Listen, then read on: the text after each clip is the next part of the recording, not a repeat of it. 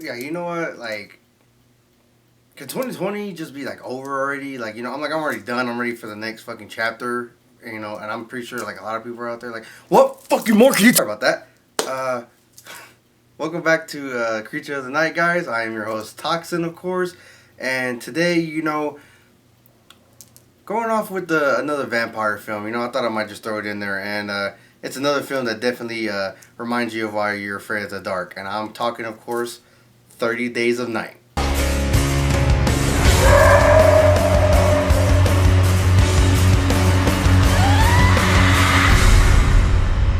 Starring Josh Hartnett, Melissa George, Danny Hudson, Ben Foster, and Mark Boone Jr.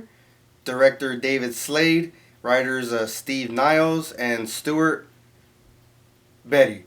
Okay, if you've been watching my videos for some time now, you know there is at least like one damn name that I can't fucking pronounce. 30 Days of Night, guys, is in the title. We are in a small town in Alaska, and I believe the town is called Anchorage. Well, in this town, the sun, or maybe it's all Alaska, I don't know if it's maybe, anyway, the sun sets for 30 days. 30 days is just, fucking complete and utter darkness. You can kind of see where this is going, or you already seen it, you know what I'm talking about. Like, darkness is just it opens up the doorway for anything, like any kind of creature or anything to go wrong in this place. Some people in the town stay, some people leave and go to wherever the hell they're going in the world for 30 days and then come back. And, again, it's Alaska, so it's one of the few places in the world, or maybe the last place in the world, that's not really claimed by man.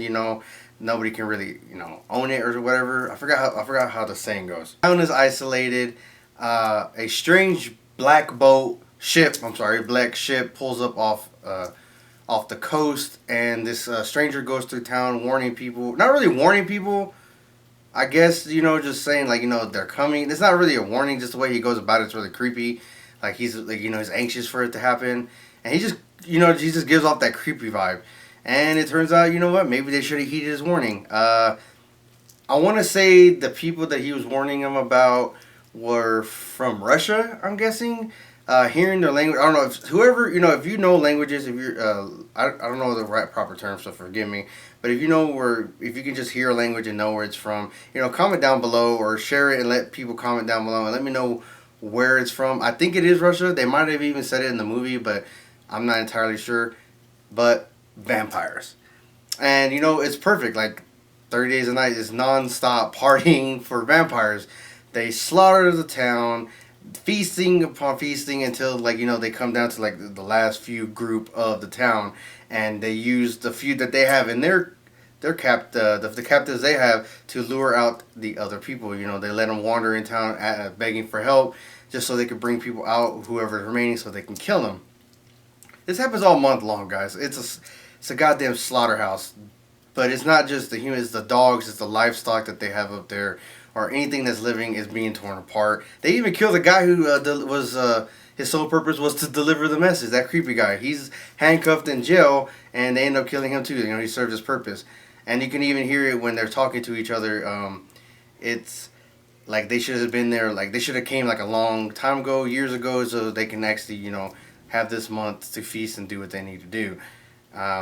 If you see them, it's they are very different vampires than what we're usually seeing today. Even like when Blade and all that was going on, they have all black eyes, all their teeth are sharp, nails are really long, and they have just a lot of dry death on them. That's all I can say is dried up blood around the mouth, the nails. Like they really don't care for hygiene. They're just there to fucking eat, and that's what they are. I did find it cool that they had a very diverse group of vampires. Yeah, like I said, they were speaking Russian, but I saw Asian vampires. Like I think maybe one or two African American vampires, and like if you look at the film, like you could tell that it's from people from around the world. And if they're all wearing black, so they kind of gave off that John Carpenter vampires vibe, where like if they wore all black, that was like the leader of the group of the vampires, and he was like the all powerful, and he was just a little bit harder to kill. So that to me, that's what the vibe they gave off, is they were the elite vampires. These are the masters. That's what it is. They were the masters, and they were they wanted they were the masters leading an army, or maybe getting ready for an invasion or whatever.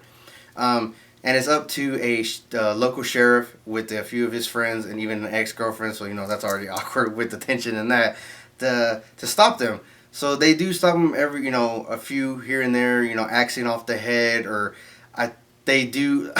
The sheriff's grandmother was actually growing pot, and she had an ultraviolet light, and they shine one and kill the headmaster's I guess wife, girl, whatever you want to say, his woman, kill her by burning her with that.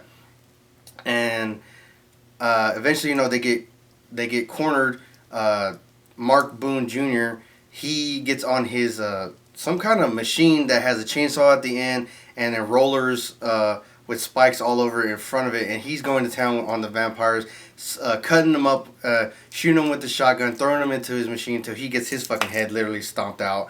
And worst comes to worst, his ex and some little girl that they were using as bait are trapped in town. He doesn't know what else to do. He injects himself with contaminated blood and becomes a vampire himself. Goes out and fights.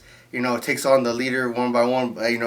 And obviously he's not injecting him. Like when he injects himself, he doesn't. I have full powers right away. Like anything, it takes time to grow inside you. But the first thing he said, I can smell your blood. He goes and fights the main master. Fucking literally punches the shit out of him. His his whole arm goes through the back of his head, and the rest of the masters just kind of like diverse and kind of just disperse. That's the word, disperse, and you don't really hear from them. And I know they made like 2 other ones, and how this one ended, he had to, he wanted to, he waited for the sun to come up, and he watched it one last time with his ex, and that's how, he sacrificed himself. He didn't want to be a vampire. Toxin's opinion really quick. It was very creepy. I'm not, like I said, I'm not really, I said in an earlier video, I'm not really a big vampire guy, but, I do have the ones I will watch over and over again. Definitely a werewolf guy here. But this was a very good vampire movie. I will say it was very entertaining. The story was good. A lot of action. A few jump scares here and there. A few fuck yous in your face, little mind fucks here and there. But I highly recommend it, guys. I can't remember where I saw it, but I think it's on Netflix. If not, Hulu. It's definitely one of those. Those are my main 2. I need to, diverse myself. I need to watch other shit. There's a lot of shows and movies that I'm behind. But if you're seeing 2 videos today, guys, literally, I don't know if you can see it, but it's barely uploading. I've been uploading it since last night, so it was yesterday's video. So this one's going to go up a little late because for some reason, I don't know what's going on with our internet or if it's my computer or what, but it will be up, guys. The We Them Dudes preview coming soon. Just bear with me, guys. I'm trying here. Trying to keep it together. 2020's mind fucking the shit out of me. I hope it got to condom though, because I got a dirty man. I'm sorry for that corny ass joke, guys. But still, I'm losing it over here. Trying to keep it together. I'm giving y'all content, guys. Bear with me. Rock on, guys.